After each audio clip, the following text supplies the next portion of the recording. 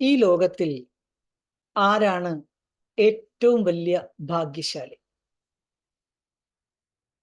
ആരാണോ സദാ സന്തോഷത്തിന്റെ ടോണിക് കുടിക്കുകയും മറ്റുള്ളവർക്ക് ആ ടോണിക് കുടിപ്പിക്കുകയും ചെയ്യുന്ന ആ വ്യക്തികളാണ് യഥാർത്ഥ ഭാഗ്യശാലികൾ.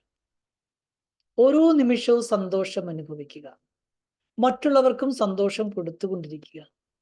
ഇതിനേക്കാൾ വലിയ ഭാഗ്യം മറ്റെന്തുണ്ട് നമ്മുടെ ജീവിതത്തിൽ? അങ്ങനെ സന്തോഷത്തിന്റെ ടോണിക്ക് കുടിച്ചും കുടിപ്പിച്ചും ഭാഗ്യശാലിയാകണമെങ്കിൽ ആദ്യം നമ്മൾ എല്ലാവരും ഈശ്വരന്റെ മക്കളാകണം. അങ്ങനെ ഈശ്വരനെ തിരിച്ചറിഞ്ഞ് ഈശ്വരനെ മനസ്സിലാക്കി ഈശ്വരീയ മര്യാദകൾ പാലിച്ച് ഈശ്വരനെ ഹൃദയത്തിൽ പ്രതിഷ്ഠിച്ച് ഈശ്വരന്റെ മക്കളായി ജീവിക്കുന്നവരെ വിളിക്കുന്ന പേരാണ് ബ്രാഹ്മൺ. ബ്രഹ്മ നിയമങ്ങൾ, ബ്രഹ്മജ്ഞാനത്തെ സ്വായത്തമാക്കിയവരാരോ അവരാണ് ബ്രാഹ്മണർ. അതുകൊണ്ട് ഈ ബ്രാഹ്മണ ജീവിതം എന്നുള്ളത് നമ്മളെ സംബന്ധിച്ചിടത്തോളം സന്തോഷിക്കുവാനും മറ്റുള്ളവരെ സന്തോഷിപ്പിക്കുവാനും ഉള്ളതാണ്. അതുകൊണ്ടാണ് പറയുന്നത് ബ്രാഹ്മണൻ ദേവന്മാരെക്കാൾ ഉയർന്നവതാണ്. അപ്പോ ബ്രാഹ്മണരെ പോലെ ഭാഗ്യശാലികളായിട്ട് ഈ ലോകത്തിൽ മറ്റാരും തന്നെ ഇല്ല. എന്തുകൊണ്ടെന്നാൽ ഓരോ ബ്രാഹ്മണനും പൂർണ്ണ മനസ്സോടുകൂടി ഭഗവാനെ തൻ്റെ ഹൃദയത്തിൽ പ്രതിഷ്ഠിക്കുന്നു, തൻ്റെ ഹൃദയത്തിൽ സ്ഥാനം കൊടുക്കുന്നു.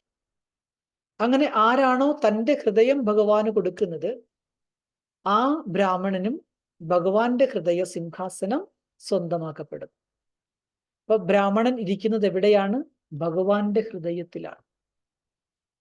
അതുകൊണ്ടാണ് ബ്രാഹ്മണനെ പോലെ ഭാഗ്യശാലി മറ്റാരുമില്ല എന്ന് പറയും. അങ്ങനെയുള്ള ബ്രാഹ്മണൻ സദാ സന്തോഷം അനുഭവിക്കുകയും മറ്റുള്ളവർക്ക് സന്തോഷം കൊടുത്തുകൊണ്ടിരിക്കുകയും ചെയ്യും. അതുകൊണ്ട് തന്നെ അവർ അവരുടെ ജീവിതത്തിൽ എപ്പോഴും നിശ്ചിന്തരായിരിക്കും, ടെൻഷൻ ഫ്രീ ആയിരിക്കും. മറ്റൊരു യുഗത്തിലും ഈ പറഞ്ഞ രീതിയിൽ നമുക്ക് സന്തോഷിക്കാൻ സാധ്യമല്ല. ദേവതകളുടെ അല്ലെങ്കിൽ ദേവന്മാരുടെ ജീവിതത്തിനേക്കാൾ സന്തോഷത്തിലാണ് ബ്രാഹ്മണ ജീവിതം മുൻപോട്ട് പോകുന്നതാണ് പറയപ്പെടുന്നത്. അതുകൊണ്ടാണ് ഭക്തിയിലും നമ്മൾ മന്ത്രം ജപിക്കുമ്പോൾ ബ്രാഹ്മണ ദേവതായ നമ, ആദ്യം ബ്രാഹ്മണന്റെ പേര് പറഞ്ഞിട്ടാണ് ദേവത എന്ന് പറയുന്നത്. അതായത് ആരാണോ ഈ സമയത്ത് ഭഗവാനെ തിരിച്ചറിഞ്ഞ് ബ്രാഹ്മണനാകുന്നത്, ബ്രാഹ്മണൻ തന്നെയാണ് പിന്നീട് ദേവതയായി പരിണമിക്കുന്നത്.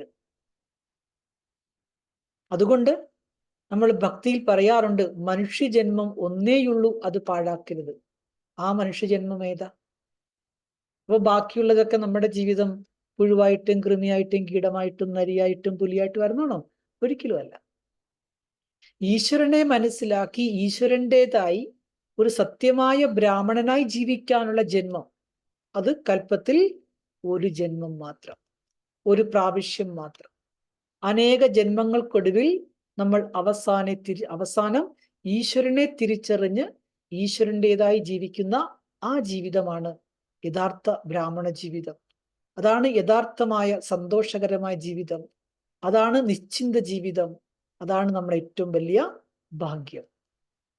അതുകൊണ്ട് അങ്ങനെയുള്ള ഒരു ബ്രാഹ്മണ ആത്മാവിനെ സംബന്ധിച്ചിടത്തോളം അവരുടെ ഹൃദയത്തിൽ നിന്നും എപ്പോഴും ഈ ഒരു പാട്ട് ഓട്ടോമാറ്റിക്കായി വന്നിട്ടേയിരിക്കും.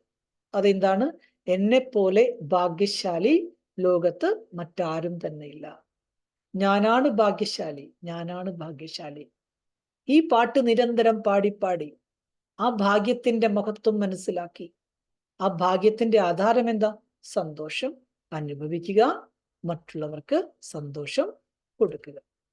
അങ്ങനെയുള്ള ഒരു ഭാഗ്യശാലിയാണ് ഞാനെന്നുള്ള സ്മൃതി മനസ്സിൽ ഉണർത്തി ഈശ്വരന് വഴിപ്പെട്ട് ഈശ്വരന്റെ ഓമന സന്താനമായ ബ്രാഹ്മണനായിട്ട് ജീവിക്കൂ.